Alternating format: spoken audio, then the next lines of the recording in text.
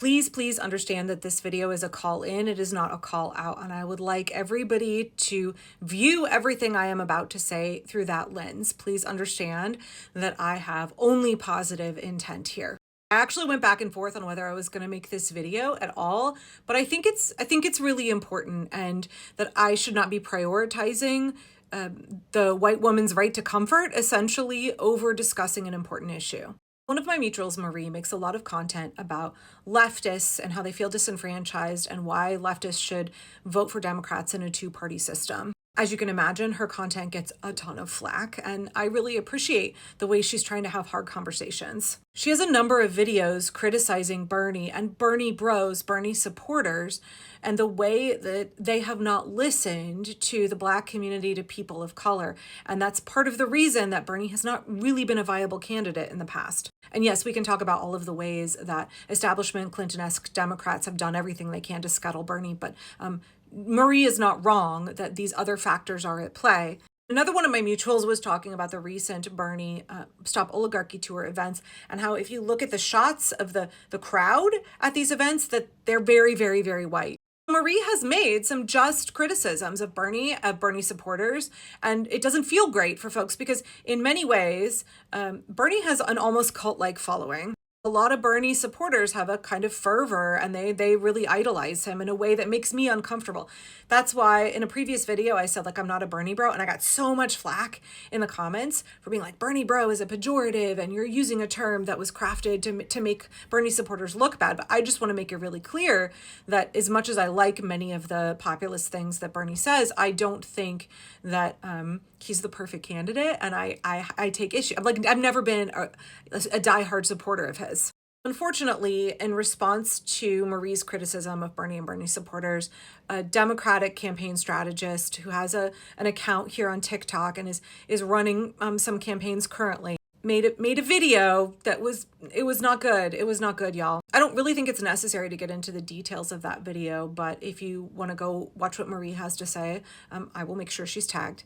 It was just really dismissive of concerns of people of color like Marie and of Black folks on TikTok, and it was not a great look. And then Marie made a response, and that creator came into the comments and left some replies that were concerning to me.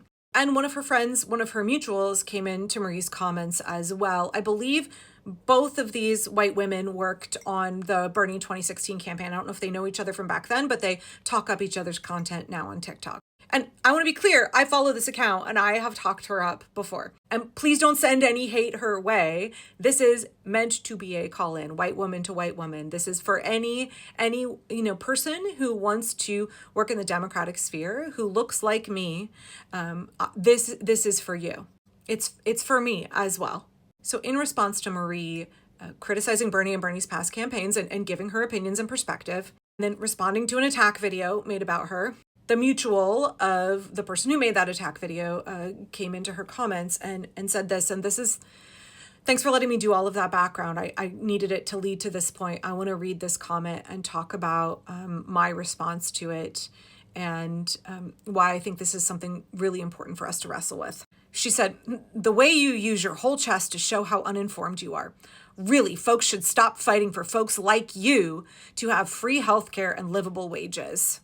Making rage baiting videos is no flex. First of all, it was not a rage bait video. This is very much the white woman's right to comfort, right? If somebody is criticizing you, then they must be rage baiting or they must be bullying you. I get told that a lot on my videos. If I critique white women, they come back at me with like, you're bullying me. Nope, I just said something you didn't like, something that made you uncomfortable. The right to comfort is saying, prioritizing my feelings and making sure I never feel uncomfortable. That reigns supreme above all else. And that's something that we all really have to work to unpack, right? Our lack of distress tolerance. So much of my content is about how white folks especially need distress tolerance skills. Feeling discomfort is not being harmed. Your right to feel comfort is not more important than the lives, the rights, the healthcare and livable wages of other people. Right, so I replied to this comment and I basically said, like, I don't think that this comment is in alignment with your goals. Like, please reconsider making this kind of a statement. This honestly reminds me very much of the videos I made yesterday where I was critiquing people who think that they don't have to care about the children of MAGA, or even more than that, that they hope the kids of MAGA suffer so that the MAGA adults will learn a lesson. That red rural America is going to struggle so much more than anywhere else. And the folks who will be most impacted in those districts are little children. And little children are not MAGA. Little children did not vote for Trump. But there is this desire from some progressives, some Democrats, to want to punish children for the sins of their parents, to want to withhold all of the things that we say we advocate for, or to like be okay with watching kids be deprived of the things that we advocate for and want for all Americans, as long as those kids are kids who happen to be born into MAGA households. And this comment very much feels like the same mindset to me. Like, what do you mean that folks should stop fighting for Marie? I don't know what you mean, folks like you. Do you mean people of color? Do you mean people who criticize Bernie? Like, I don't know what this means, but what do you mean as a real progressive that you think that you want other people to stop fighting for folks like Marie to have free healthcare and livable wages because you don't like her opinions? Like, this is very concerning to me, right? I saw a video, maybe it was a week or two ago, where AOC said, if you voted for Donald Trump, if you're MAGA, I am fighting for your Social Security. I am fighting for your Medicare. I am fighting for your SNAP benefits and your Medicaid. I will continue to fight for you and every single American because I believe that every American deserves all of these things. I believe that this is what should be accessible to every person who lives here. Me fighting for your rights is not conditional on you having a political opinion that I like. Me fighting for your rights is not conditional on you fighting for mine. And I have so much respect for AOC for making a very public stance to that effect, to saying that it doesn't matter. These are rights that should be extended to everybody. And what differentiates us from MAGA is that we don't withhold things because we don't like somebody. We don't withhold rights. We don't wish ill on people because they have a different opinion than us or different politics than us. If these are basic rights, if these are things we believe, right? We believe that healthcare is a human right. Healthcare is a right that people should have if we're progressive. Then you cannot be saying, I don't think that you should have access to this basic right. Like, please understand that this criticism for me is very kindly meant. This mentality, and it's not just saying these things out loud, but believing them in your heart of hearts, is something that is going to sabotage the progressive movement. It's something that says you have a lot of unpacking to do. We need integrity in our belief that human rights and the good things that we want for this society should be extended to every member of this society. If somebody makes us uncomfortable with their words, if somebody's opinion even is repellent, we should not seek to punish them by wanting to deny them human rights or wanting to deny them policies and legislation that keep them safe, that make sure they are not exploited, that keep them fed and give them access to medical care. What I'm asking for here is a couple of.